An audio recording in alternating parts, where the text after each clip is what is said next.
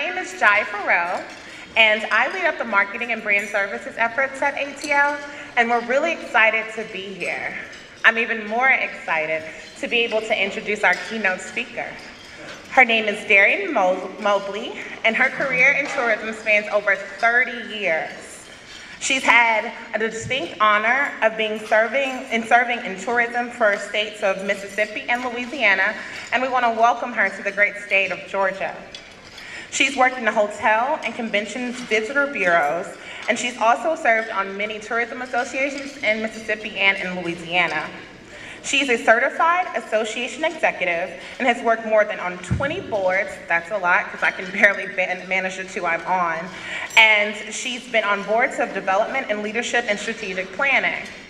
Ms. Mobley is here today to give us a very humorous look on her tourism career and tell us how she overcame her missteps, laughed at herself and the awkward encounters in her moments, and also how you can do the same. If we can give one round of applause for Ms. Darienne Mobley as she comes to the stage.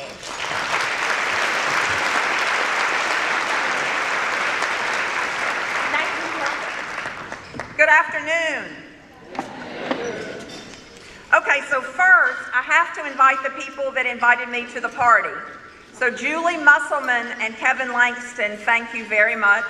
I'm from the South, so we have to say something nice to our host.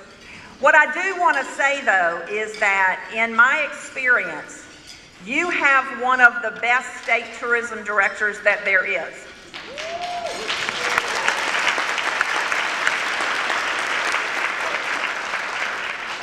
I am a fan of Kevin's. I respect and admire him, and I appreciate the fact that I get to call him my friend.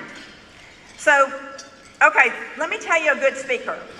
A good speaker says a couple of things that are interesting, but the most important thing that they do is they walk off the stage on time. So I need some help. I need somebody that will agree to, Ted Sullivan, an old friend of mine, in 25 minutes, I need you to just raise your hand at me. That's your job. And if you need me to send you my presentation so you can study it later, I'll do that. My job today is I'm just going to tell you about me. It's amazing that I need notes to do that.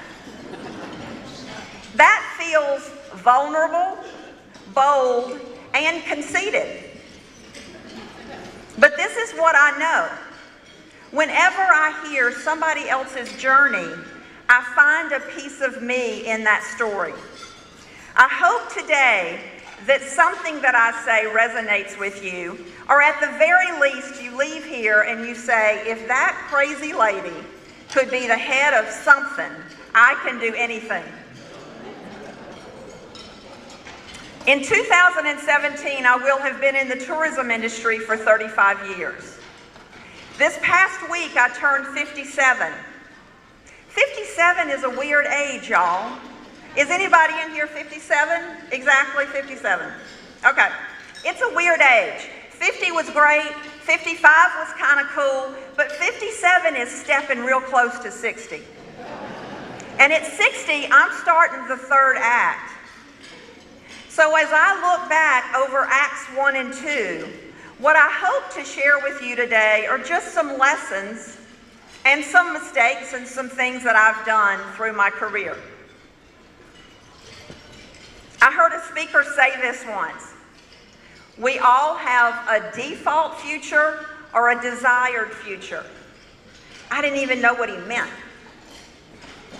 If we don't do anything, our future is going to happen to us, right? Somebody says, this is a good job for you. Somebody says you should move to this city. Some guy says, will you marry me? And so things just happen. We move from one house to the next. We make decisions based on what feels good in that moment. But some people sit down and say, what do I want in my life and what am I doing to get it? I've never been one of those people. I did not go to college and say, I think I would like to be the director of tourism of Mississippi or Louisiana. I went to college and said, I need to graduate. And when I graduated, my goal was to get a job, any job.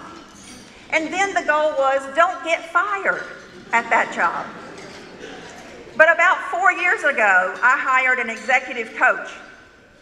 Now, I didn't even know what that was, but it seemed kind of new agey and cool to have somebody just focused on me for an hour every week or two. What she did, though, is asked me some really hard questions. What are my gifts? What are my values? Where do I really want to live? And what lights me up? Through that process, I asked myself some hard questions, and I had a business. I've been in business for 10 years in a company called Darienne, Inc. But I had clients that I worked for, and I didn't really enjoy the work, but they wrote me a check.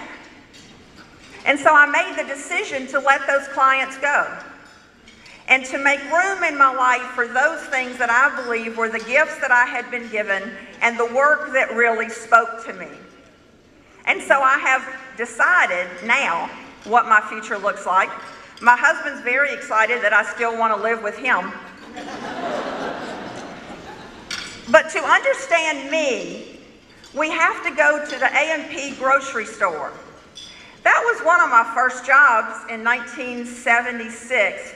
How many people in this room were not even alive in 1976? I know, that's pretty pitiful. That's pretty pitiful. All right, I was hired to be a checker. Would somebody hand me some water? Would you mind? My mouth is real dry. I can't make this up.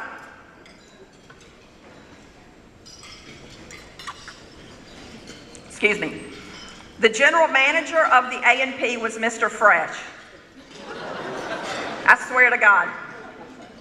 The accounting person for the A&P was Miss Pringle. I swear to God.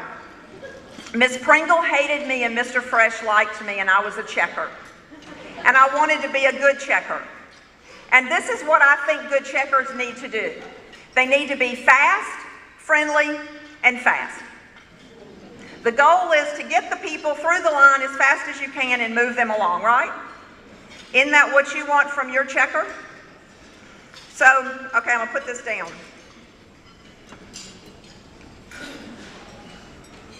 Okay, so for those of you that were not born until 1976, then you don't know that there didn't used to be scanners. We did have electricity and television. And so my job was to take the item, and there would be a sticker on it that told me how much it cost. And I would ring it up on this really big cash register, 89 choom, 49 choom, $1.29 choom. And you can't be fast when an item comes along that doesn't have a price, because it stops the line. And you know how frustrating it is to stand there while somebody has to go find the price.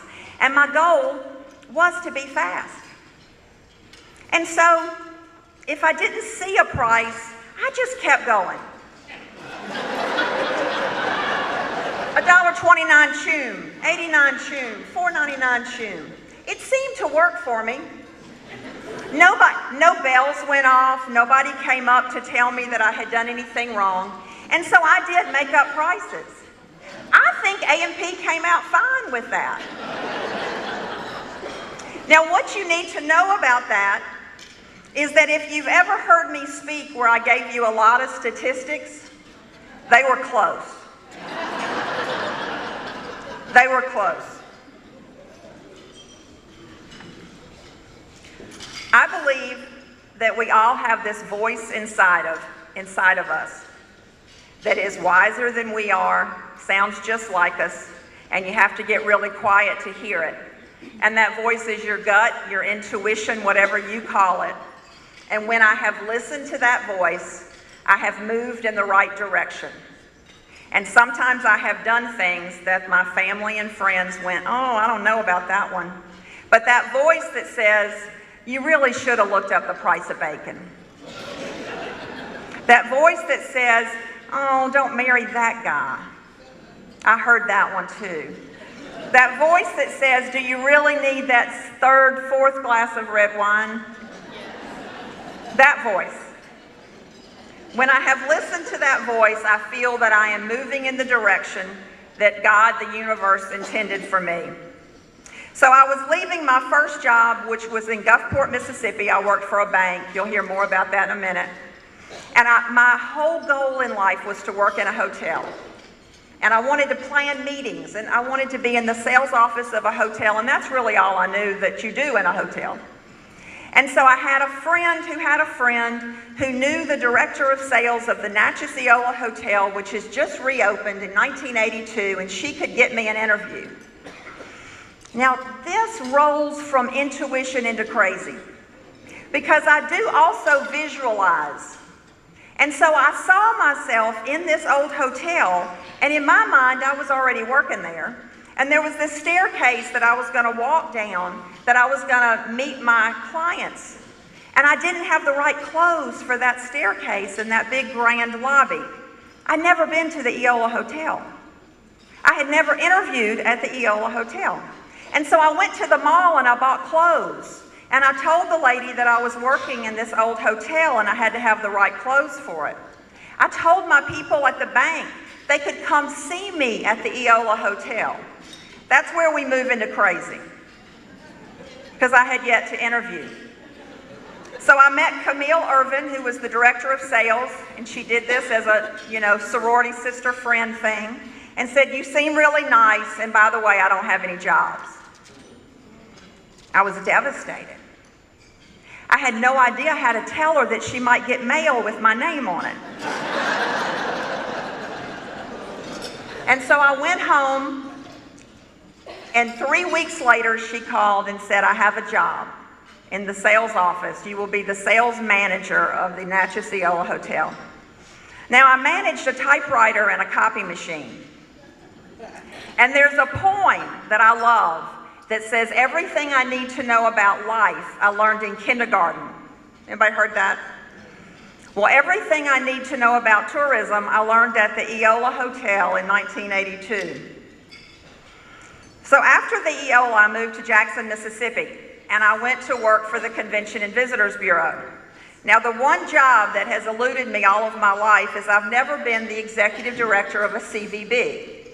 So to those of you in this room, I applaud you. That's a position that was never available to me. I worked there for 5 years.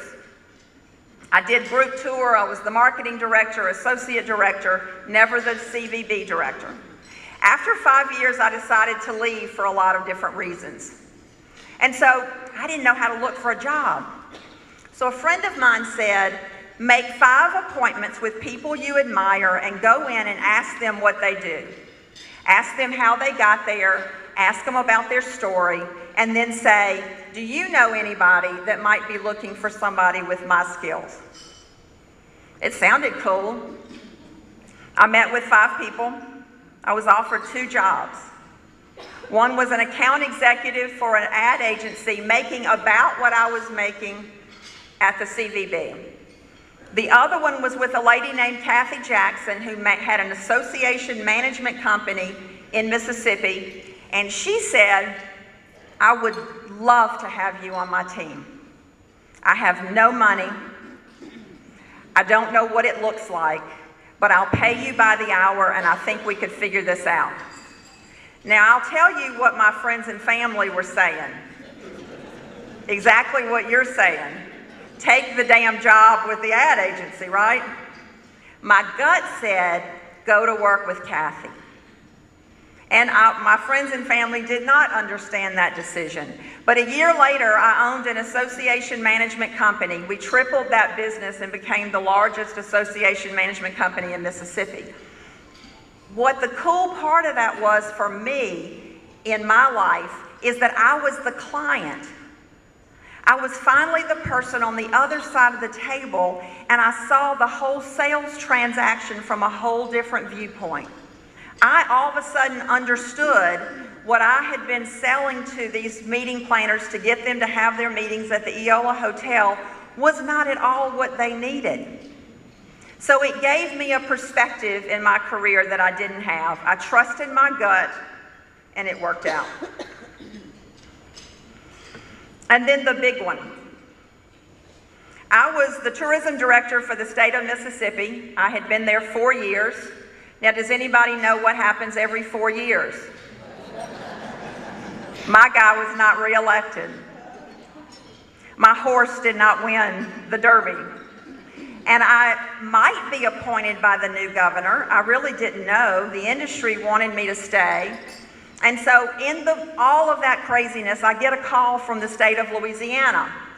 And this woman that I didn't know said, next week we're going to interview 5 candidates for the job of tourism director, and we have a committee of 20 people, and we would love that are going to interview the candidates. Well, that seemed a little funky to me, but we would love for you to come be the 6th candidate for this job.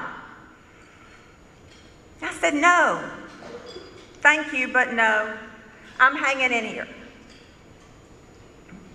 Probably not my best decision as the way things turned out, but I still thought Mississippi, I am the glass half full. That's how I live my life. So it was really unconscionable to me that I would not be reappointed State Director of Tourism of Mississippi, even knowing that that was a slim chance. So a month later, I get a phone call. This guy says, I'm Mitch Landrieu. I'm the Lieutenant Governor of the state of Louisiana. You have turned us down once. I am going to meet you. Do I drive to you, or will you come see me? Well, I don't know about y'all, but no guy ever asked me out twice. So when somebody says, I want to meet you, what do I have to do? I said, yes, sir, I'll be there tomorrow. And so I drove to Louisiana. I met Mitch Landrieu. I accepted the job within about 12 hours. I'm driving back to Mississippi in a haze of what have I done. I wanted to work in Louisiana. I wanted to be there. It was a bigger budget. It was a bigger product. And as I'm driving home, I get a call from a friend of mine, Bo Whittington, and he says, pull over to the side of the road. I don't want you driving when I give you this news. The governor has replaced you. You will be told tomorrow to clean out your office. The new director starts Monday. You are without a job. And I sat there and I said, well, Bo, that's really sad. I'm going to be the tourism director for the state of Louisiana. And I cannot use the words that he used at that point. So I have never questioned the synchronicity of that moment that moved me and took care of me when I was a single mother. I was probably 2 paychecks from homeless, and losing my job in Mississippi would have been, to say the least, devastating. I am insecure. I always have been. I have a little voice inside me that says, you can't do that. You're not big enough to make that speech. You're not good enough. The voice is quieter than it used to be, but it's still there. So living out loud to me means doing things that scare you. And I think as individuals and as organizations, if you're not right on the edge sometimes, then you're not living your best life. If your organization is not taking risks and scared to death that this project might not work, then you may not be doing your best work. And I have had moments of living out loud. I have lived small. I didn't try things that I knew that I wasn't sure if I would succeed. There are many things that I failed at. I don't regret the things I tried. I regret the things I never tried because I was too scared. So, living out loud, when I was 17 years old, I went to my mother. A few of you have heard this story. And I explained to my mother that I had decided I wanted to be in the Junior Miss pageant. Okay, you need to know that I had never been in a beauty pageant. Nor had anyone ever come up to me and suggested that that was a good idea. No one had stopped me in the mall and said, you could be a model. I was in the beta club. And so this came as somewhat of a shock to my mother. And she got very quiet as she's looking through all the materials, and she says, "Don't those girls have talent?"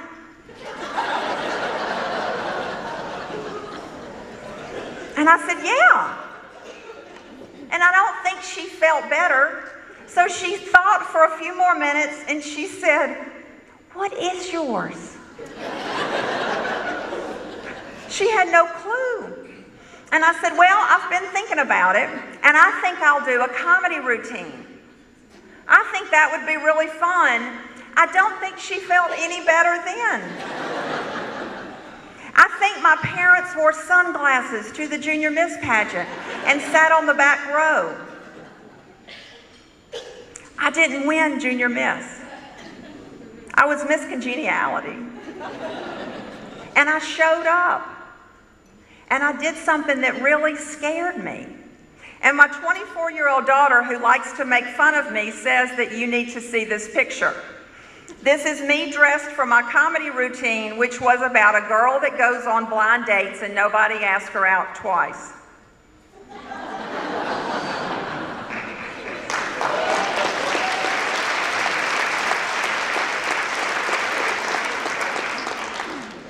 Now, are we clapping because I was in junior? I really don't get that part.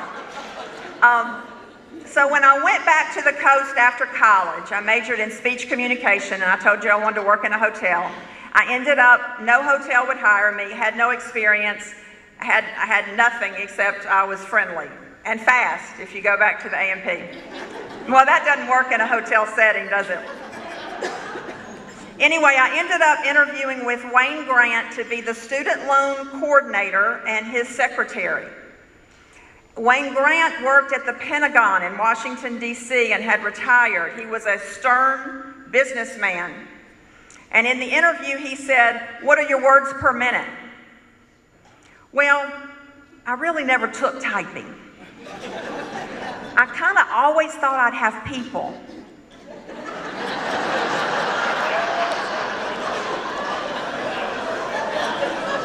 But I really needed this job.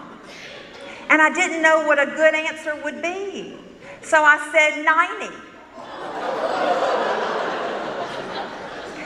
Well, if there's anybody in here that doesn't know, 90 is really good. And I kind of could tell by the light in his eyes that I might have overpromised and I was about to underdeliver. So it took about a month for Wayne to call me into his office. I got the job. My mother was hysterical. She got through Junior Miss. She's now hysterical. And he would give me 5 memos in the morning. I would put 3 on his desk at 5 o'clock and say, 3 out of 5 ain't bad. I'm going to work on the other 2 tomorrow. So he calls me into his office, and what do you think he did? Fired me? That's what he should have done. He said, I don't know how you got by this. I don't know how you do this every day, and you keep showing up and trying. And he said, it hurts me more than it hurts you. And I have asked the bank to pay for you to go to typing school. That's a true story. He should have fired me. And he took a chance on a spunky kid, and he said, I'm going to pay the $90 and you better show up every Tuesday night. And he had to say to the bank president, my secretary can't type. What did that say? So, Wayne gave me a skill that I will need for the rest of my life, and I'm very grateful. And I hope that what you take from that is when that dumb kid is in your office that needs a little bit of help and needs somebody to take a chance on them, that you would be that person for them. I don't know, do any of you know Webster Franklin, Tunica Convention and Visitors Bureau in Mississippi? Well, Webster is an important person in my life. And in 1999, I was with the Association Management Company, and I am running that. I am the head of the Mississippi Tourism Association, was a client of ours. So I still had my hand in tourism. Webster called and he said, close the door. I got to get off this picture, y'all. I can't stay there. He said, we're going to have a new governor, and it is time for our industry to step up and decide who we want to be the director of tourism and go tell that person and not wait to be told who is going to run our state. I said, Webster, that's smart. Who is that going to be? And he said, you. And I said, oh my God, I can't be the tourism director. I mean, I went through this litany of things, and I said, people don't like the tourism director. I mean, they piss people off all the time. It's not good. And he said, what rock do you live under? People don't like you now.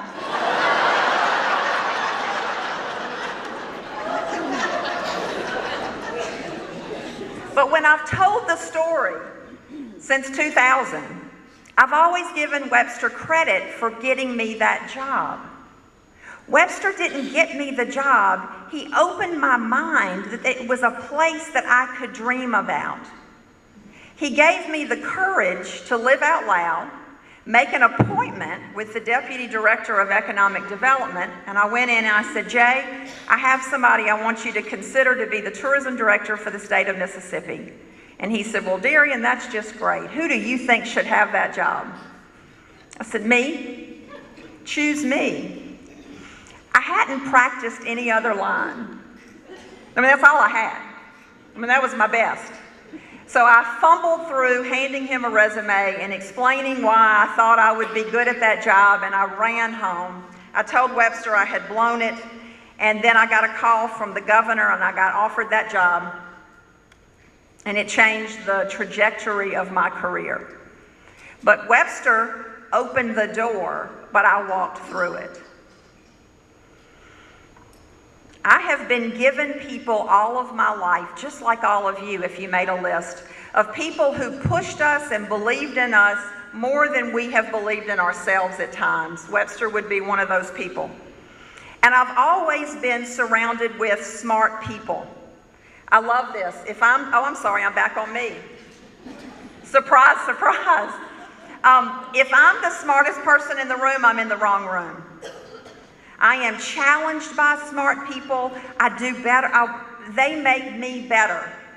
So I have had many in my life, but I want to tell you about one. Dennis Oliver happens to be my father.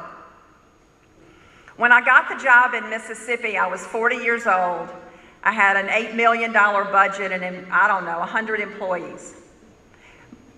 People are nice to tourism directors. Did y'all know that? Like, we get nice rooms and we get bottles of wine, and people think we have money to give them. Like, my name is Darienne. That has been mispronounced since kindergarten. But when I was the tourism director, people figured out how to say that name before they got in my office. And so what came with that position for me was an ego that was about this big. I got used to being treated well very quickly. I liked that. So I was in Bay St. Louis, Mississippi, and I had dinner with my dad. The owner of the restaurant brings over a bottle of wine and an appetizer, and I'm thinking that my dad is just so proud of what I have accomplished. And he sits there and he said, Darienne, all of that is about what's behind your name. It has nothing to do with you. It's about the title. So you enjoy every second of this, but the minute the title goes away, all of this goes with it. Well, there was a little pin that kind of went in that ego bubble. But he said, what you will have left are the people that you have touched and the relationships that you have made. And there has never been a more important moment in my life when I was able to realize that it was all about the title. It was not about me. And then I was able to relax in the job and be present for the people that I worked with and the people that I met and came in contact with. And I now have richer relationships because I did that. And my last lesson is about do the next right thing. When I was the tourism director for the state of Louisiana, it was not a good fit for me. So I'm not going to give you the details, but I didn't fit into their management system, and they didn't understand me, and it wasn't working. And there was a lot of chaos and beating myself up and not doing a good job and not feeling like I was representing the industry well. And I had a good friend that called, and she said, put your head down and do the next right thing today. And tomorrow, do the next right thing. And I eventually made the decision to quit that job. But before I did that, there is nothing in my experience or yours that would prepare you to be the tourism director after Katrina. I cannot tell you the chaos, the turmoil, the sadness, and it was so difficult to even focus on what should we be doing. But where we focused first is that we had visitors stranded in, am I close? Am I good? You're 3 over, but you're doing such a good Okay. I'm near the end. Are y'all hanging with me? Can I finish, Katrina? So, there were visitors that were left in hotels in New Orleans after Katrina. And this isn't the day after Katrina. This is 3 to 4 days after Katrina. So we knew we had to get the visitors out. Now remember, there were no land phone lines. There were no cell phones that worked. There was one fax machine at the Royal Sonesta that faxed my office that said 200 people at the Crown Plaza, 450 people at the Hyatt Regency, 600 people at this hotel. We had to get buses. So I went to ABA and I said, can you help me? And within a matter of hours, I had requests from all over the South for people to bring in buses that would go get these visitors out and take them to a major airport to get them home. The buses had to have guards on them because the people that were stranded in New Orleans were so helpless and so scared that they would hijack a bus. But we got the people out. We got visitors out of the city. Our next job was to get the people from the Superdome to a safe place. There were centers set up in Houston and Dallas, and we were going to put thousands of people on buses and move them to Houston or Dallas until they could figure out where to go. We thought about this and said, they just can't pull into the 7-Eleven to get a snack. I mean, these people hadn't eaten in 5 days. They had had nothing. And so we set up our 2 state welcome centers, one in Alexandria and one in Lafayette, and they became the stop. We were given military meals and water, and that's all we were required to do, in restrooms. And that was Labor Day weekend of 2005. I drove to Alexandria, and what I saw, I cannot explain to you what happened. Both welcome center managers, without me getting in the middle of it, went to their local radio stations and said, we're in trouble, we need help, would you bring supplies? When I pulled into Alexandria, I think I was 2 miles from the center because of pickup trucks and cars and people who were just bringing anything they could find at Walmart, diapers and blankets and Tylenol and toothbrushes and whatever. I get up to the center and they have a triage center set up and a supplies center. Anyway, it was overwhelming. As the people got off the buses, they were sad, they were grateful, and all of them just wanted to use a phone to call a loved one to tell them that they were alive. Now, I went on to Lafayette that afternoon. And what you need to know is anything you've ever heard about South Louisiana is true. Everything is bigger. The food is bigger, the music is louder, and the people are joyful.